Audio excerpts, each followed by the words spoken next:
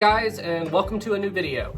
And first of all, what I need to say is I'm sorry I haven't made a new video in a while. I have been very busy with life stuff, and just, you know how things go, things just get busy. But I had some time today, so I thought I'd make a video. And second of all, I just want to say thank you and welcome to all my new subscribers, and thank you for everybody who's been watching my videos, and I've been really enjoying reading the comments. Anyway guys, thank you and keep up the good work. So for today's video, we're going to be touching on a what if scenario, and we're going to be kind of hypothesizing a little bit here because this is kind of in the what could have happened scenario. But we're going to talk about what would have happened, or what could have happened, if the Titanic had struck the iceberg in a head-on collision instead of just, you know, grazing the side of the ship like it did in reality. Before we get started in the topic though, I do need to give a quick shout out to a guy in my comments section. His YouTube name is Backyard Garage, and he is the one who actually gave me the idea for this video. He asked me do a video about if the ship would have struck an iceberg head on. Anyway, I liked the idea so much and it gave me some things to think about, so I decided to make this video. Thank you very much, man, and I'm glad you like my content, and yeah, thank you. Let's get into it. The following clips you are seeing here are from the James Cameron Titanic film, and it's a good example of what happened that night. The Titanic struck the iceberg on the starboard side below the waterline, but she didn't hit the berg dead on, she kind of just grazed the berg. So even with all the Titanic's safety features, the iceberg did a huge and unbelievable amount of damage, to the point that even with all of her safety features, she would not survive because she struck the berg in this sideways motion where the berg just went along beside the ship. You see, what you need to understand is when the Titanic struck the iceberg and it just went along the side like that, the iceberg ripped open so many tiny holes along the hull from the front of the ship all the way to after the first funnel. This entire section of the hull had a bunch of holes in it. So even with all the Titanic's watertight compartments, she could stay afloat technically with 4 compartments breached.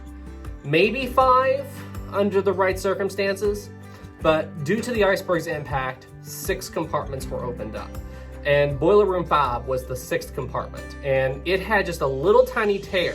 So for a while they were actually able to keep the flooding at bay, but eventually it just got too much and it overwhelmed them. So what I decided to do to try to paint a little bit of a better picture about could the Titanic have survived if she would have hit the iceberg dead on, I decided to look at a couple of other examples from history. We're going to take a look at a few other stories of ships that involved head-on collisions. More specifically, we're going to talk about the an incident that happened with Titanic's sister ship, the Olympic, and we're also going to talk about another famous ship called the Andrea Doria.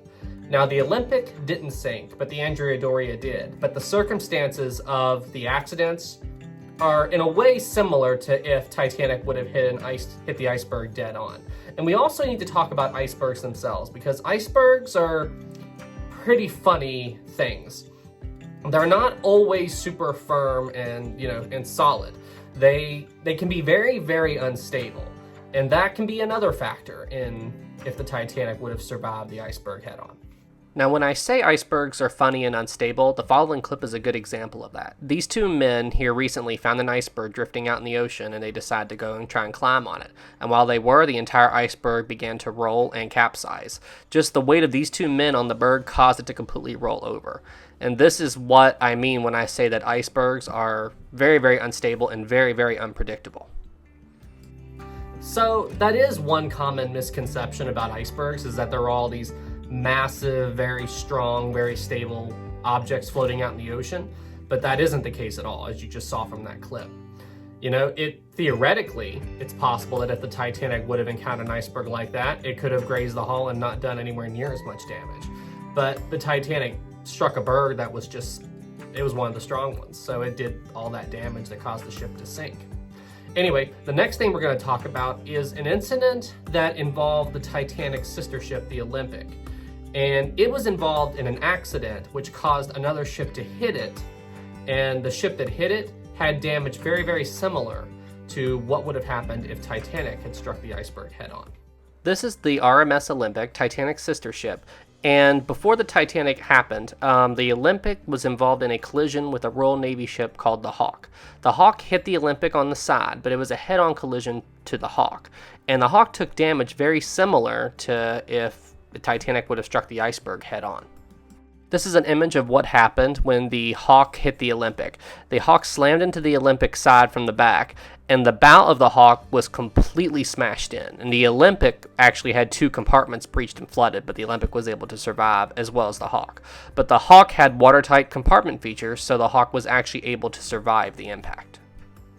This is an image of the Hawk after the impact with the Olympic, and as you can see, the bow is completely smashed in, but the Hawk was able to make it back to port for repairs, and she continued her service.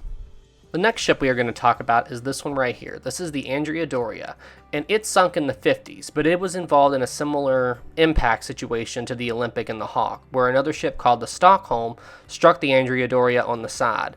The front of the Stockholm was completely smashed in, but the Andrea Doria was critically wounded on her side like Titanic, and it caused the Andrea Doria to sink where the Stockholm survived.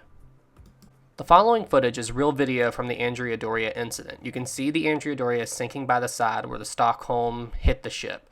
Now remember, the Stockholm hit the ship from the front and the Andrea Doria was hit on the side. This is the Stockholm, and you can see right from this video that the bow is completely smashed in. However, the Stockholm is not in danger of sinking. She is more or less stable, just her first front sections of the ship was destroyed. But the Andrea Doria was in far worse shape. The Andrea Doria's side damage was too much, and as you can see from this footage, the Andrea Doria had no chance to survive. This is a closer look at the damage on the Stockholm after the Andrea Doria incident, and you can see the front of the ship is just destroyed. But because it was only the front and the back of the ship wasn't damaged, the ship was able to remain afloat.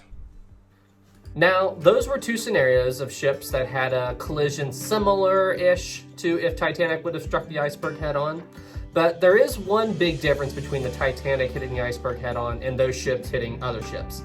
The Titanic was traveling at full speed.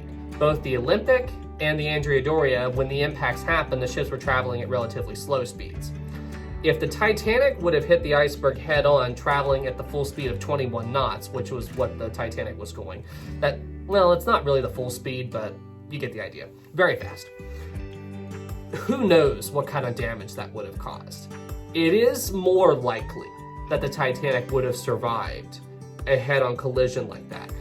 But it's also possible that this much mass traveling that fast and slamming into a relatively solid iceberg, who knows what kind of damage that could have done. That could have even caused a structural collapse in some places. So if you're asking my opinion, could Titanic have survived hitting the iceberg head-on? I think she would have had a better chance. But, you know, it's still, the jury's still out if Titanic would have ended up surviving in the end due to the speed at which she was going when the iceberg collision occurred. Anyway, guys, thank you so much for watching. I hope you enjoyed this video, and thank you again to all my new subscribers and all of the comments and stuff. Keep them coming. And if anybody else out there has a video idea, please submit it to me, and we'll see about it. Anyway, guys, I hope you all are having a good week and hope everything is going well in all of your all's lives. And thank you so much for watching, and I'll see you in the next one. You all have a good day.